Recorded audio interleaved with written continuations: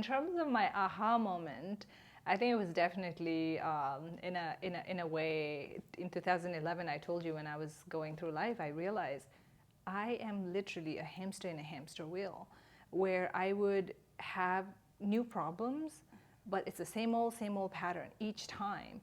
And nothing has been learned from the last time. I'm suffering just the same. And then in time, of course, everybody feels better. But the next time, it's back to it again. And then within that aha moment was the aha moment that I don't have to live like this. I can free my mind. I can liberate myself. And that's what I am really hoping that people can get out of the Daily Buddhist when they pick it up. It might nudge them to notice more of those aha moments in their own lives to grow and evolve and be what they need to be. And perhaps we should also mention that the book is coming out on May 27th. The book is coming in May. And is there like any online presence that you have that our listeners can like check before like the book release? Yes, absolutely. So we create content on Instagram every single day. We bring wisdom from ancient teachings as well as our own reflections. So we can be found at daily.buddhist. And I think that's also gives people a little taste of what they can find in the book in a different sort of way. And we also have newsletter, The Daily Buddhist, that goes out every week, where it's a very similar format as the book, where it's a quote and a reflection, and we also give action of like how to put it into practice. And so if you are on Instagram and you connect with me, you'll also be able to stay in touch with all the things that we are up to. So I studied Buddhist philosophy in Harvard. So I had the opportunity to kind of look at different centuries of classical Indian texts and different philosophies, and I'm personally more interested in Madhyamaka, which is the middle way, Nagarjuna, Chandrakirti, that line of thought. And so those were the texts I was engaging with there. And it was so profound and so intelligent. But I found that it was just within the circle of those scholars at Harvard, and I'm sure other programs in different universities. And out of that context, it's basically not a conversation people are having. Of course, in monasteries, monks are having those conversations in shedras and things like that. But outside world, we are having to work with much more diluted sort of content. And so when Brendan and I started practicing together, I brought those books to our conversations, and we were learning from them. And so we became sort of conduit or the bridge to bring that conversation out into the world, because even Bodhicharyavatara, it's beautiful, but it's not for everyone, right? When you read it, you have to read many times to really make sense of what is this translation saying. And not to mention the fact that these are texts written in 2nd century, 4th century, 6th century, India, Tibet. Their lives looked very different than our lives. A lot of them are monks, meditators who wrote these books. And so we wanted to make it people's own stories. And so that's how we went about choosing the books were most classic books that we had touched our hearts. But also we looked at, let's say, impermanence. What are the texts that are really contributing to this conversation within the classical Indian literature and Tibetan literature. And so that's how we selected a lot of books, very important books that are not, in many ways, obsolete and esoteric, and bring it to the world. And our hope is that, one, a lot of us, right now we are having this conversation in Brooklyn, New York. We have found ourselves in a completely different world than our parents did. We don't have access to, when I was in Nepal, after school, every day I would go to this Kora, I would go to Kora, feed the pigeons and have snacks there and come home, and my parents would do enja, and then those kind of things. We don't have access to those connections with Dharma anymore. So we have to find our new way of creating contact with Dharma in a way that makes sense to us, because now even if there is random bihar we create or stupa we create, it's not going to be the same connection for Yes, us to go definitely. there. It's a different context, different world we live in. So our goal is, of course, to make it available to everybody in the world and people to benefit from the book. But we also, and personally for me, I feel this deep connection with our Himalayan community, where people, no matter where they are, I hope they can find themselves in this book and make dharma their own and utilize it for their own benefit and also the benefit of people around them. So that's my big aspiration.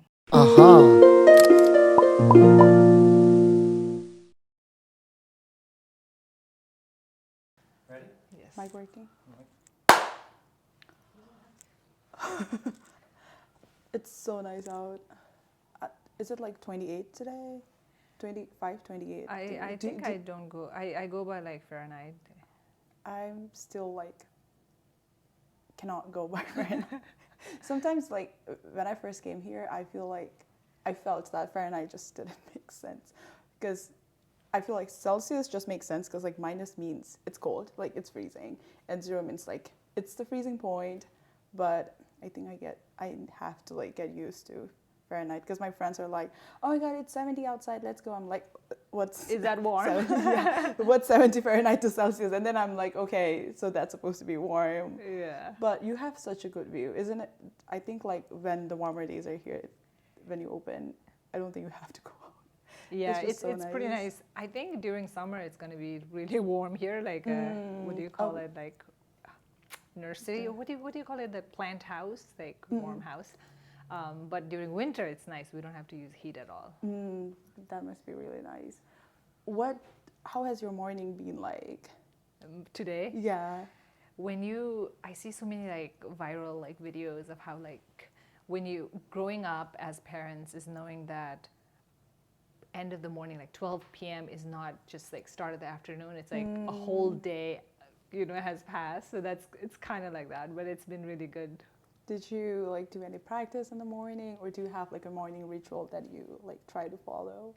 We normally offer water, yanja, and then we'll do like prostration and do some prayers. We haven't had sitting meditation yet because my baby woke up kind of early today. So we had one time when my husband and I were both meditating with our eyes closed and my baby fell from the bed because we were not watching the camera. So now we never meditate together if she's sleeping. I remember like one of my cousins said that my baby really teaches me patience. Oh yes. Yeah, and your journey in Buddhism and with Buddhism has been like very fascinating. Do you think that was there like a certain experience or like a moment that got you into Buddhism? Or do you think that was more influenced by your lived experience in the spiritual upbringing in Nepal? So I would say both. I grew up, my parents were very strict and in a sense that all the extracurricular activities were going to Wang or going to Nick, or when my friends went for vacations, we were just, spending months in a monastery attending Wang. And I was a very goody girl, so I would like follow my mom around, and I loved doing those practices because it felt like I was doing the right thing. But I think my real personal interest in Buddhism and my practice sort of came about when I graduated from college, where a lot of things culminated in a sense that I had just broken up from a relationship and the transition of, okay, now I don't have school. What do I do with my life? I don't have a career laid out for myself, and just being in America alone. I had family, but also my siblings were here, but it's not my Like community. home, It's not like you have everything laid out for you. And I think that was my first time I really was looking for an answer to make sense of life. And I remember picking up this book, The Four Noble Truths by His Holiness. And the first noble truth, it says life is suffering. And for some reason at that point, it just hit me so hard that yes, not just suffering in a sense, the one that I was going through, but just in general, life is suffering is so true, because we might have those ups and downs and there are nice moments, but there's this underlying dissatisfaction and everybody's going through it at the same time. And Another book that I picked up was Bodhicharyavatara by Shantideva, and there was this one quote where it said, I will botch it because I don't know the word for word, but the idea was, if somebody strikes you with a stick, do you get upset with the stick or do you get upset with the person? And the answer is, of course, I get upset with the person. The stick didn't do it. Then why do you get angry at somebody because they hurt you? They don't hurt you by will. They hurt you because they have anger and resentment. And I think it was because I was also dealing with like issues of hatred towards people or people wronging me and things like that. And that was my beginning of sort of understanding reality. And there are so many nuances and complexities to reality. And that's what got me into making dharma my own. Before that, it was very cultural and very habitual. And even then, it kept me grounded. It was a big safety and guidance for me. But that 2011 was my big turning point, just in my adulthood, but also in the practice of dharma. So you'd say like both your lived experience in the spiritual world in Nepal, as well as like your situation or sort of like those moments being in a foreign country sort of like influenced the, not really the decision, but how you like got into Buddhism? Yes. Okay. Yes. And how has your journey been with meditation and mindfulness and all? Yeah, it's been really great. Before even though I grew up in a very Buddhist household, meditation, as you might know, might be the case also for a lot of Tibetan community, it's not a practice that people just do. It's mostly maybe monks do it, but meditation is not like a regular practice. So when I first started discovering it and studying it, I was really, really fascinated knowing that, oh, I can do practice that could progress me in the spiritual path. And that was very exciting, and to be able to do something like that was very powerful. So, and it's continued, and there's a lot of ups and downs. And now as a profession too, I go into companies and teach people how to meditate and what it can do for them. And oftentimes people look at me also because the way I look, they'll be like, oh, you must be so peaceful and so calm. And it's not the case at all. Yeah. And I'm constantly evolving and growing myself. So it's been a great path, and I couldn't be more grateful that I have access to these practices, especially now in this point in time when I'm a mom, and so many freedoms that I had when I was not a mom is not available to me. So to have some kind of practice to ground me and bring me to utilize my mind in a most sane way possible for my daughter. I want to be the best I can be. So having those practices have been clutch. Yes, definitely. And I feel like especially in the West these days, meditation and mindfulness especially has been like such a popular thing. And I didn't mention before, but I'm a psychology major too. And what got me into psychology was my upbringing in a Buddhist family. So my grandparents always used to say like, oh, you should be mindful of what you say to others because like it might hurt them. And I was always like taught to be considerate of others, and then always like think of how they will behave and sort of like those behavior and mind aspects of others. And then I was like, how does it like, they say that they were like, oh my god, you should be aware of this behavior, what they think and everything. But I was always curious about the scientific. I was like, okay, like let me actually study human mind and behavior and see like how the meditation and compassion, altruism, all of these align to sort of like make our lives better and sort of make it more meaningful. But me being brought up in a Buddhist family, and you too, I feel like there are so many things that the Western world or the countries has to learn from our meditation and mindfulness. Is there any practice or maybe like a technique that you know, but it's not like that popular, like people are so unaware, but you wish people would practice more often? I guess one that comes to mind is perhaps the practice of Tonglen, which is taking in people's suffering and giving out well-being or healing energies to them. And it is within more Eastern, particularly Tibetan Buddhist Vajrayana tradition, it is a pretty popular practice, but people in the West might not know about it as much.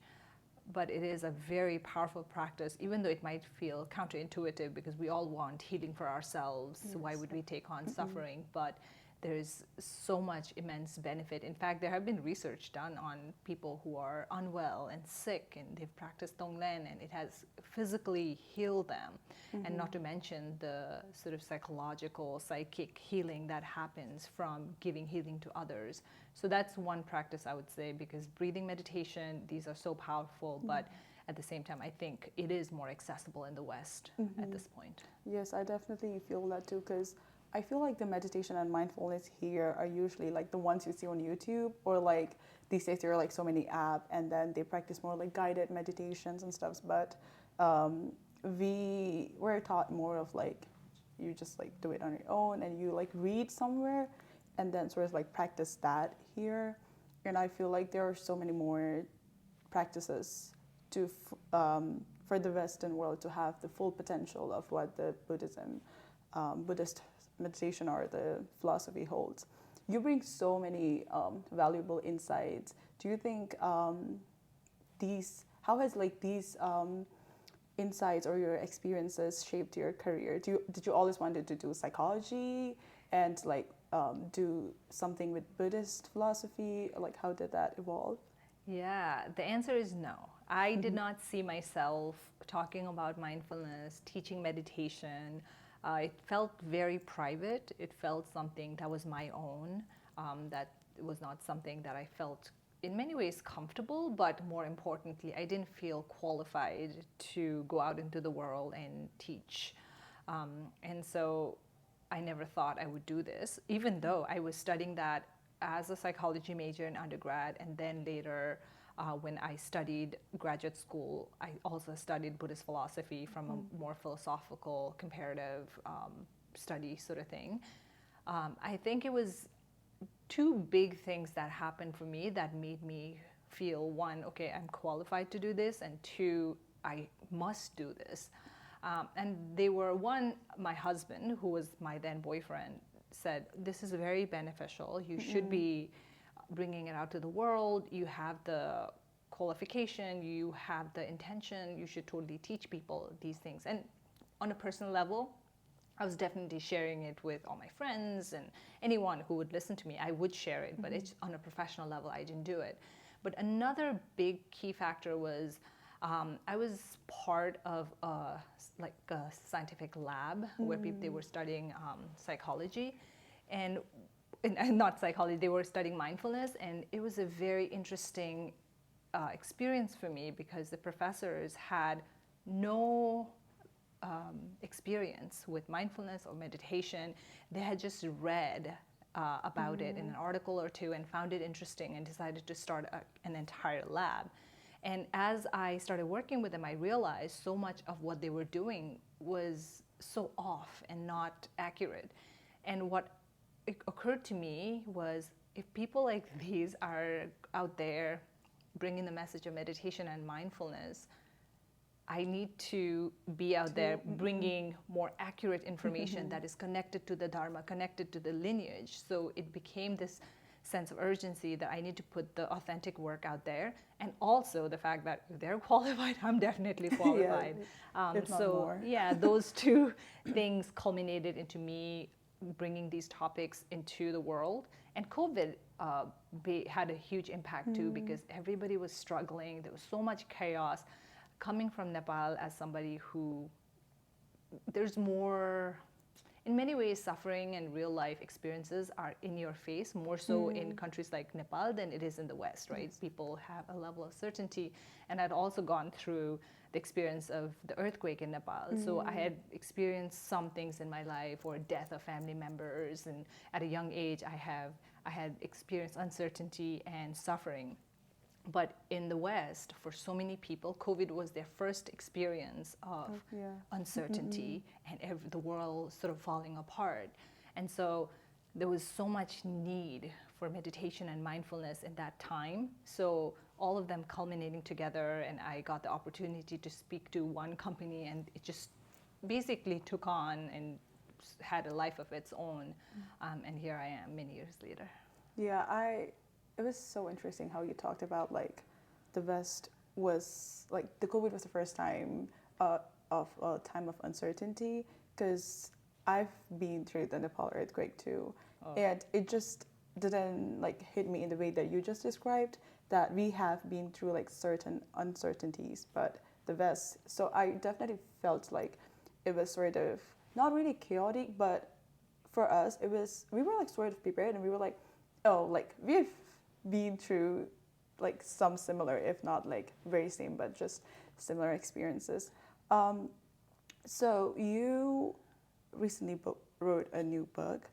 I want to delve deeper into this and just sort of take us to the journey of how this book came to be. If you working with Pema Solutions, which is a company, did that experience influence you to write this book? And especially the part that was so interesting to me was that you co-authored this with your partners. So you guys are life partners, business partners, and now co-authoring books, and that was so interesting.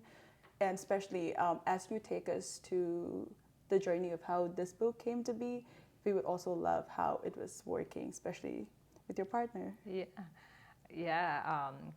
So the Daily Buddhist, just to give a little background, it is 366 days of reflections. Wow. And the reason it's 366 days, for anyone thinking, oh, there are only 365 days in the year, is it includes a day for the leap year.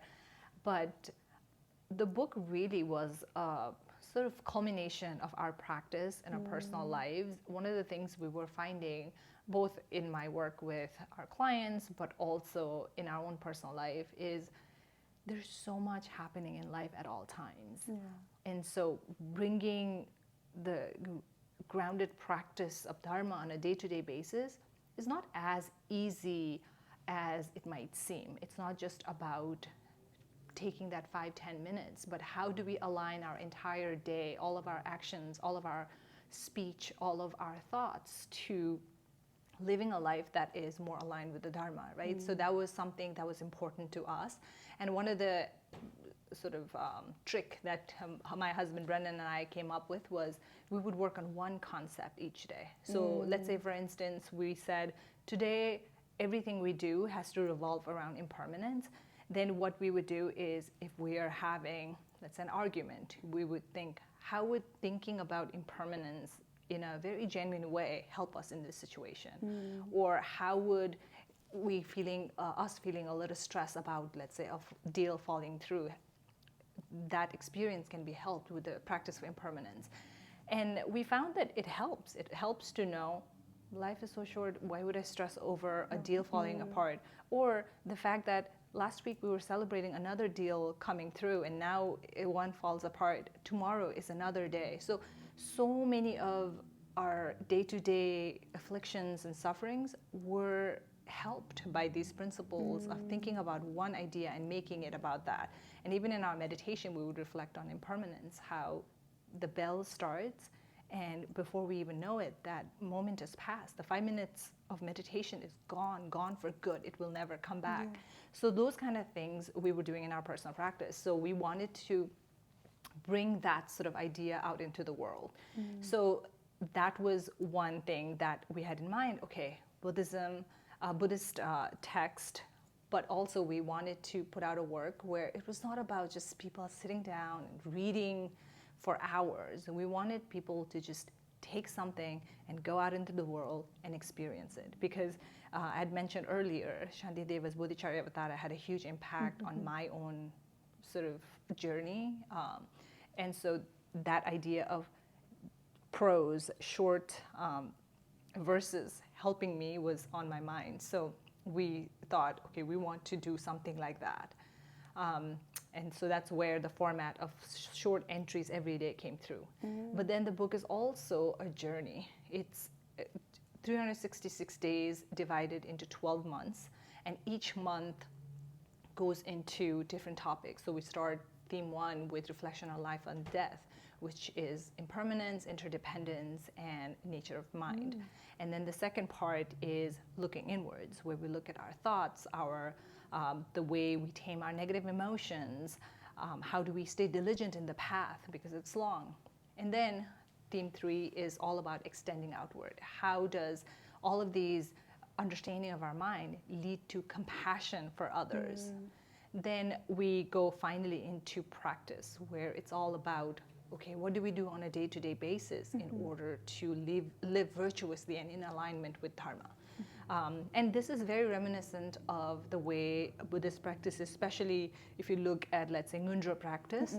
It starts with these ideas of turning the mind into dharma and then actually doing the practice. Of course, this is different because it's not that traditional, or there are not rituals not involved, but that theme and the journey is something that we wanted to honor and bring and make it more accessible.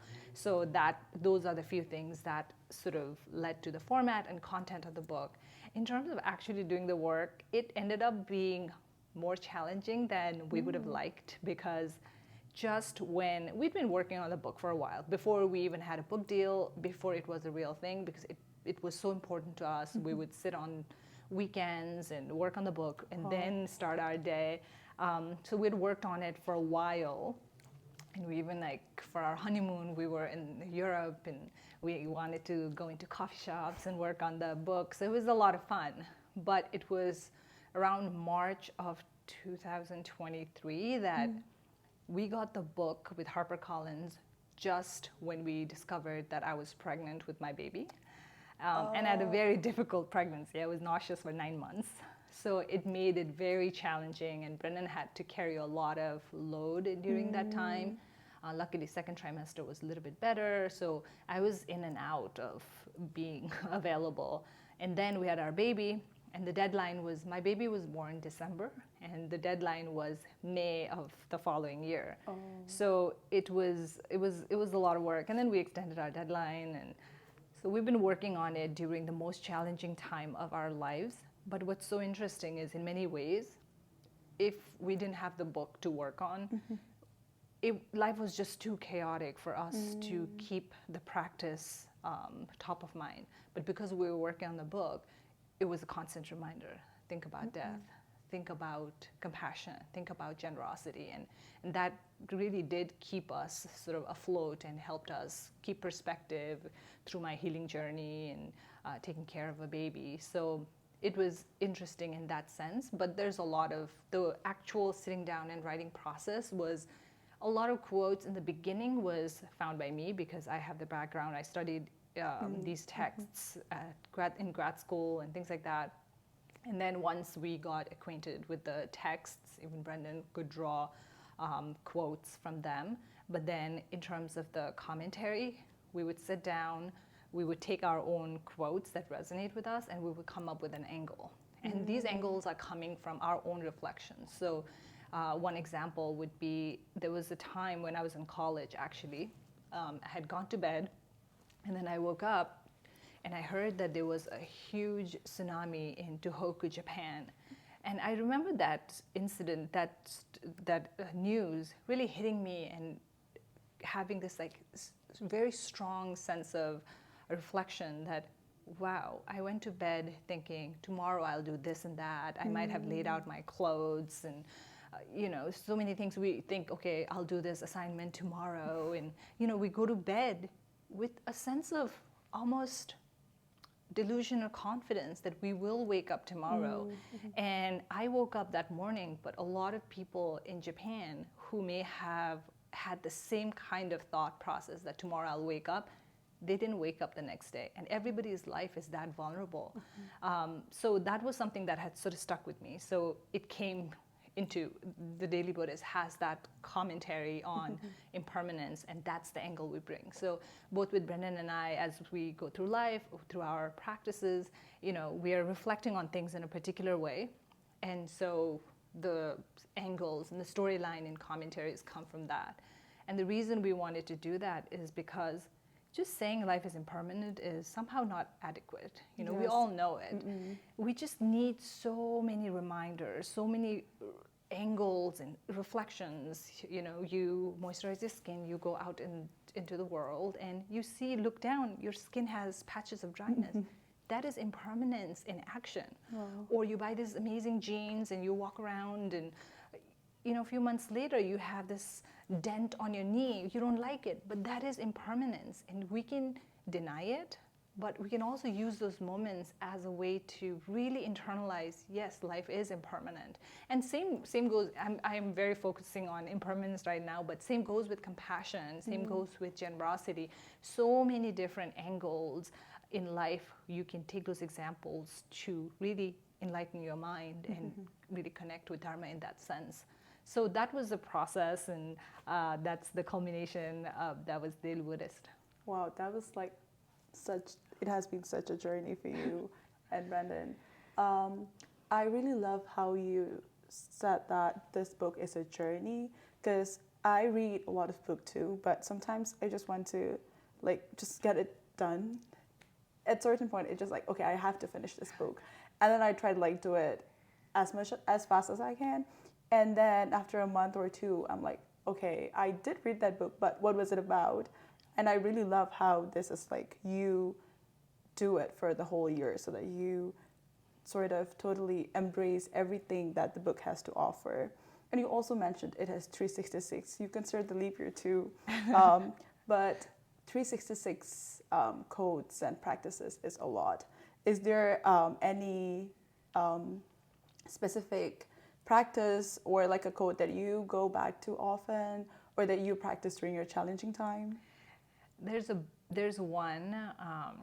I can't now at this point.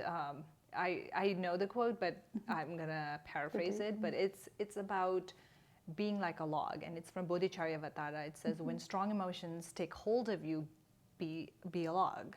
And that's a practice that is so practical, so accessible, but almost sounds silly, right? Like being a log. What that means is, often when we have these big emotions come up, let's say anger or jealousy or pride, that's not the right time to work on those emotions. They're too strong. You don't have your right mind in place, especially when it comes to anger.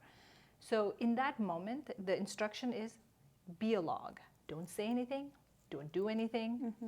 Just be there. And then what that does is it creates a space between this emotion and your reaction. And then that space gives you the opportunity to come to your mind, come to your senses, and think, okay, how do I want to respond in this situation? And that gives you so much power and really protects you from hurting your loved ones or hurting yourself, making rash decisions. And more importantly, perhaps, I guess just as importantly, it helps you break your patterns, right? You're angry, you snap, you say sorry, and then next time you get angry. It's almost like being in a hamster wheel. You just keep going. It's a new problem, but each time, but you're the same, just going in the hamster wheel.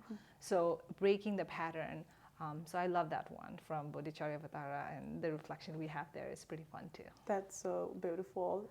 When I received the book, the first thing I did was I went to my birthday Of date, course, and then yeah. I checked what that is day. your birthday? Yeah, August 24, and then I was like, okay, let me Oh. go to August 24, and it was also from Bodhicharyavatara, and I will be paraphrasing it too, but I think the topic was like who really has the control, and I think it was sort of saying that when someone is angry, it's not like the concrete reality that they're angry at, but it's just their mind's it's just their mind's projection that's making them angry. And that just made me like quiet and think about it for a while. And you bring so many similar wisdoms from books that have really, really huge impact on Buddhism. Be it Letter to a Friend by Nagarjuna, which is popularly known as Shibitingik in Tibetan, and Buddha's own teaching in Dhammavatta, also the one we just mentioned, Shantideva's Bodhicharyavatara. And what was it that made you like include these wisdoms? And you also have more from Milarepa, Pajudumbache, and so much more. What was it like to like bring these wisdoms in your book? And what do you hope that the readers will gain from these wisdoms? Yeah, thank you. I love the one on your birthday. It's only 4 days after mine. I'm a Leo too. I'm August 20th. We have I so think many August 20th is the similarities. one with Miley Cyrus, and we are Oh, feeling wow. good about yourself. And on those days when you have all the juice and you're feeling good, don't keep it to yourself. You know, send it out and aspire. You know, today's a great day. Everybody's, I mean, at least in New York and a lot of Northeast, it's a very warm day. And after a long winter, it can feel so good to have these warm Definitely, yeah. days. And this is such a beautiful opportunity to send this energy out to other people. May other people also feel that ease and warmth in their heart. And it only proliferates goodness to yourself and others. So that's another one. But these texts, the way they came about is, so I studied Buddhist philosophy in Harvard. So I had the opportunity to kind of look at different centuries of classical Indian texts and different philosophies, and I'm personally more interested in Madhyamaka, which is the middle way, Nagarjuna, Chandrakirti, that line of thought. And so those were the texts I was engaging with there. And it was so profound and so intelligent. But I found that it was just within the circle of those scholars at Harvard, and I'm sure other programs in different universities. And out of that context, it's basically not a conversation people are having. Of course, in monasteries, monks are having those conversations and shedras and things like that. But outside world, we are having to work with much more diluted sort of content. And so when Brendan and I started practicing together, I brought those books to our conversations, and we were learning from them. And so we became sort of conduit or the bridge to bring that conversation out into the world, because even Bodhicharyavatara, it's beautiful, but it's not for everyone, right? When you read it, it's you have to read many times to really make sense of what is this translation saying. And not to mention the fact that these are texts written in 2nd century, 4th century, 6th century India, Tibet. Their lives looked very different than our lives. A lot of them are monks, meditators who wrote these books. And so we wanted to make it people's own stories. And so that's how we went about choosing the books were most classic books that we had touched our hearts. But also we looked at, let's say, impermanence. What are the texts that are really contributing to this conversation within the classical Indian literature and Tibetan literature? And so that's how we selected a lot of books, very important books that are not, in many ways, obsolete and esoteric, and bring it to the world. And our hope is that, one, a lot of us, you know, right now we are having this conversation in Brooklyn, New York. We have found ourselves in a completely different world than our parents did. We don't have access to, you know, when I was in Nepal, after school, every day I would go to this kora, you know, I would go to kora, feed the pigeons and have snacks there and come home, and my parents would do hinja and then, like, you know, those kind of things. We don't have access to those connections with dharma anymore. So we have to find our new way of creating contact with dharma in a way that makes sense to us, because now even if there is some random bihar we create or stupa we create, it's not going to be the same connection for us to go there. It's a different context, different world we live in. So our goal is, of course, to make it available to everybody in the world and people to benefit from the book. But we also, and personally for me, I feel this deep connection with our Himalayan community, where people, no matter where they are, I hope they can find themselves in this book and make dharma their own and utilize it for their own benefit and also the benefit of people around them. So that's my big aspiration. Yes, definitely. And I love how you said that we need to find like a new way to sort of incorporate our culture in the West world. Before I get to my next question, I really wanted to touch on that. What has been like your new way of like being rooted to your culture in the West world? Yeah, I think before there was definitely a sense of huge nostalgia I was used to going to Nekor a lot and getting inspiration from physical, the magic and power and the blessings of physical locations. And for a long time, I don't have access to that anymore. So now my new approach is, the Buddha himself said that ultimately your refuge is yourself, your mind. Actually, we have a quote there of the Buddha says to his disciple Ananda, who was nervous that Buddha was going to die. What's going to happen to us after you pass away? And he said, "Be your own light, Ananda. You have everything in you. The Dharma, the Buddha Dharma Sangha is ourselves." Yes. So for now, my practice looks like meditation, getting in touch with that. And luckily, I do have some rituals that I can rely on, like for instance, offering water, and it seems mundane, but it's very powerful. One, that it's a very devotional discipline.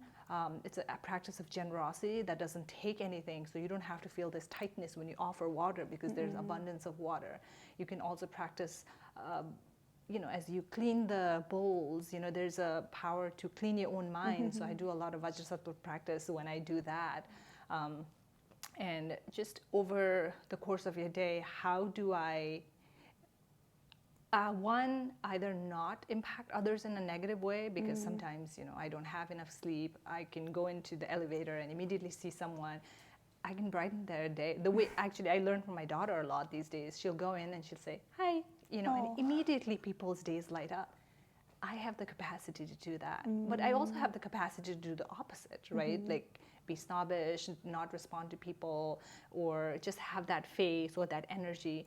So a lot of times when I have nothing that I can do, I try to see the next person I come in contact with, how may I be pleasant to them, or how may I give them something that could be beneficial to them. So rituals look like that. And actually, before our baby, my husband and I would do retreats on the weekends. So Friday evening after work, we shut down everything and we make a plan, and we would go on silent retreat from then until Sunday morning after breakfast. So we do our practice, and I bring in the approach of 4 practices or 2 sessions or 4 sessions during the day, sort of thing. So as your life evolves, you have to adapt. So these days, no retreats, and sometimes we don't have to even get to close our eyes together. But that's what practice looks like now, and I feel pretty good about it. I don't feel as nostalgic or like I'm missing something from home, although I'd love to go back. And every time I go back, going to Nekor and getting blessings from Rinpoche, it's just, nothing can replace it, but you have to be your own refuge. Yes. I love how you talk about like you, because I feel like some of the psychologists in the West, like Carl Jung, Alfred Adler, they have sort of like touched on these, but I think, I don't know if you know, but Carl Jung had a lot of his theories inspired by his visit to India, and then he learned a lot about like Tibetan Buddhism and all. And whenever like I present a presentation in class about like a theorist, I make sure I choose Carl Jung and sort of tell my classmates that his archetypes and like whatever his theory was very sort of rooted in this concept of individuation, which is like bringing the best of you. And he often like sorts of relate it back to the Tibetan mandala, Tibetan Buddhist mandala. And I think he mentioned something like the mandala just sort of like represents how we are so whole. There are like these different paths, and then it's just like something in the center that is you. And I think being like practicing Buddhist philosophy or like practices doesn't mean that you have to be a Buddhist. That's like one of the common misconception I usually encounter when I say that, oh, I want to integrate my Buddhism upbringing in my psychology practice. And they're like, do you want all your like patients or your clients to be Buddhist? I'm like, no, I'm just bringing the good parts, like the practices. You don't have to be a Buddhist in order to like practice these things. So when you meet with your clients or as you're writing these books, people might have like misconceptions about like, oh, are you like trying to make us Buddhist? So is there like any common misconceptions that you have encountered? If so, like what do you have to say to those people? Yeah, definitely everybody doesn't have to be Buddhist, and in fact, Yeah. we don't have the power to do that to people.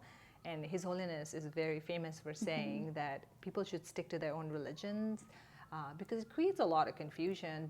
The way faith is a very beautiful and powerful thing, right? Yes. The debate that we have towards dharma is very powerful. And if somebody else has that with another religion, why disturb that? And if you look at Buddhist philosophy, there is nothing. Of course, we have our own rituals and practices that comes from the regions where we come from, but the core of Buddhist philosophy or meditation, mindfulness, it's so secular. Anybody can vet it out for themselves, investigate, like the Buddha said himself. Don't listen to me. Like a good goldsmith, you take the gold, you beat it, you heat it, turn it into any different shape. If it works for you, then make it your own. So there is no need to think that anybody has to be Buddhist. In my work, when I talk to a lot of people in the corporations, it's different. I bring the conversation around neuroscience, I bring the conversation around mindfulness meditation, but we don't really have conversations this openly about dharma, right? Because the context is not right, it's not beneficial. So we really stick to being able to keep it about the practices, meditation, mindfulness. And I haven't really had too many issues where people think, oh, are you trying to make me Buddhist? But they do question the validity of it. And I absolutely appreciate that. So they don't have to take my word for it. We have research, we have experience, so they can practice for themselves and see for themselves what is the benefit right there. So I would say for anyone thinking, okay, I want to, in a corporate setting, teach meditation, mindfulness, keep it to that. You don't have to bring the dharma, you don't have to bring the Four Noble Truths. The context is just not right. For this context, given our audience, given what our audience cares about, it's a safe place, it's a good place, it's a productive place to talk about this. So I would say that.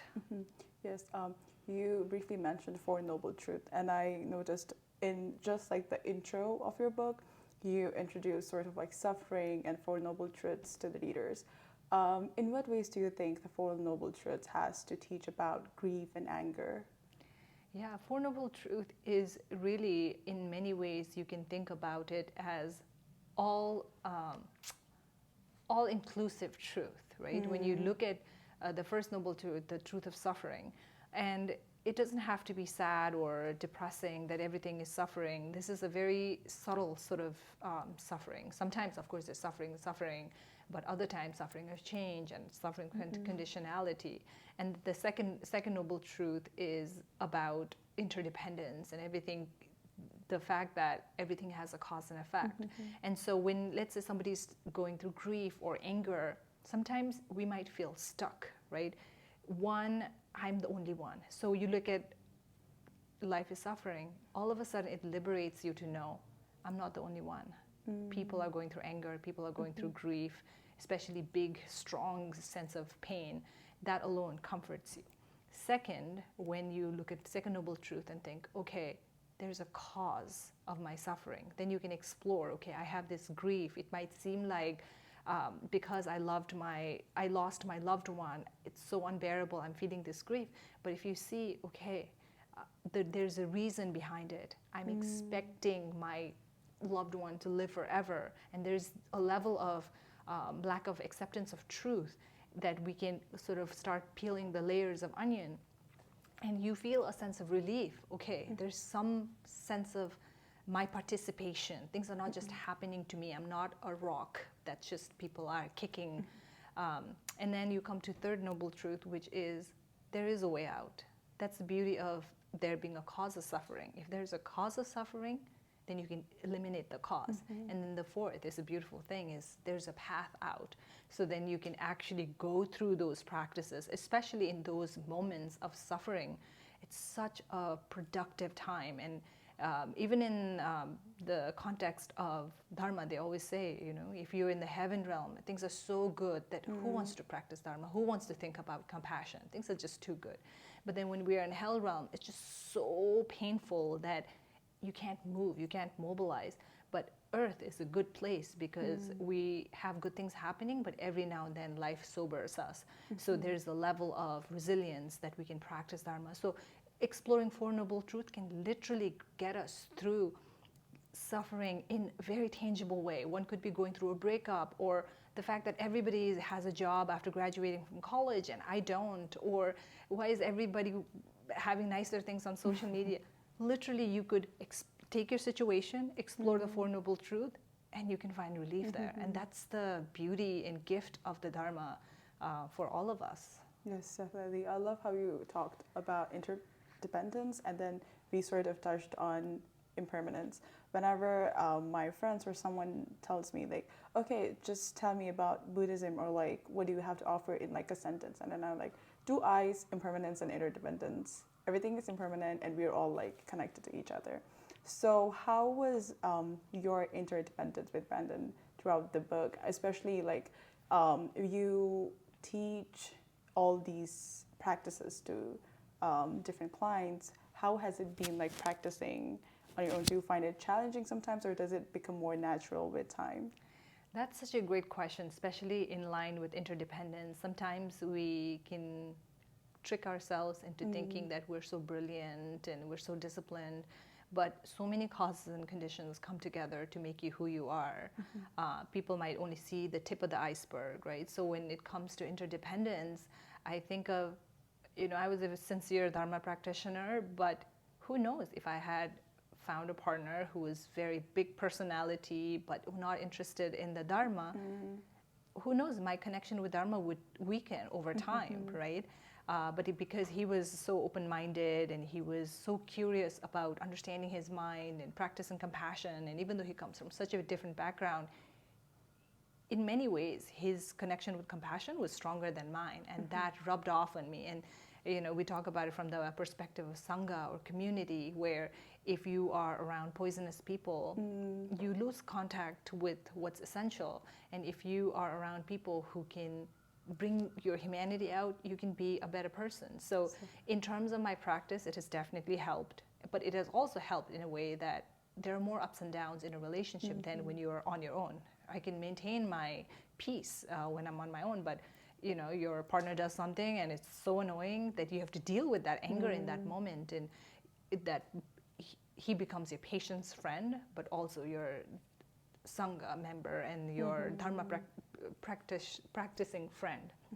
And in terms of the book, I don't think it would be what it is, or it would exist without him, because both of our minds came together not only for the content, but also every day showing up for the book. There were times when I would literally be lying down and we would have discussion because I just didn't have any energy to sit upright, and then he would be editing, or there would be times when I would be editing and he'd be watching the baby and like cooking, and that's the power of two people having the right intention in mind coming together. And it doesn't have to be just husband and wife, but people have the power to support each other in that sort of way, and that could be family members, friends, partners. So in terms of interdependence, that's how I would say it didn't happen alone, and so many other causes and conditions also came together for all of it to happen. Yes. You brought so many profound wisdoms and your own lived experience. I would go on for another hour or more, but before we end, I want to end with like two of, I would say like iconic aha moment questions. So one being like, what has been your aha moment in life? You can either be like the aha in the West where you're like, oh, or like the Nepali aha, like aha, like the beautiful aha. Oh, I love that. Yeah, you can just take either or, but the moment, yeah. I love that. In terms of my aha moment, I think it was definitely in a way in 2011. I told you, when I was going through life, I realized I am literally a hamster in a hamster wheel, where I would have new problems, but it's the same old pattern each time. And nothing has been learned from the last time. I'm suffering just the same. And then in time, of course, everybody feels better. But the next time it's back to it again. And then within that aha moment was the aha moment that I don't have to live like this. I can free my mind. I can liberate myself. And that's what I am really hoping that people can get out of the Daily Buddhist when they pick it up. It might nudge them to notice more of those aha moments in their own lives to grow and evolve and be what they need to be. And perhaps we should also mention that the book is coming out on May 27th. And I can't wait, like, every listeners to have a copy of their book, as well as their friends and family. Yes. And just like the last question, another like aha moment question is like, what is something, rather if it's like your personal life or your career life, what is something that you dream, and what is something that you hope for, and what is an idea that you carry within you? So like dream, hope, and idea. Okay. So my dream, I mean, it has evolved a lot, and a lot of young people who might be watching this right now, maybe there was a time when I wanted to make something of myself. Now, what I dream of is a more peaceful life where my sense of success is measured in the kind of peace I feel in my heart, where I'm not trying to create a life where it's all about more opportunity, more success, more name. But I want to have balance in my life where, and then that's thanks to my daughter who has taught me a lot about that, is for me, success is on a Monday at 1 p.m. I can just go to the playground with her and just have a regular moment there. And I do feel grateful for my younger self who really worked hard to be able to create this kind of flexibility in my life. And so my dream is that I actually utilize it, because we are our own worst enemies, right? So even there's freedom, my mind thinks I should be more productive, I should be doing this and that. So I want to conquer that aspect of me.